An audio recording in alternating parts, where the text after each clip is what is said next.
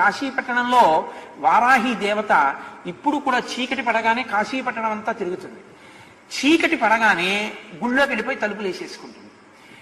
అందుకే సూర్యోదయం అయితే ఇంకా వారాహి దర్శనం ఉండదు కాశీలో, మనం చూడలేం కూడా. ఆ వారాహి యొక్క స్వరూపాన్ని దగ్గరగా నిలబడి చూడడానికి ఎవరికి ధైర్యం సరిపోదు. అందుకని ఏం చేస్తారంటే వారాహి దేవాలయం పైకప్పెక్కి సూర్యోదయానికి పూర్వమే పైన కన్నాలు ఉంటాయి, ఆ కన్నాల్లోంచి చూడాలి వారాహిని. కన్నాల్లోంచి చూసినందుకే ఉద్వేగం కలుగుతుంది.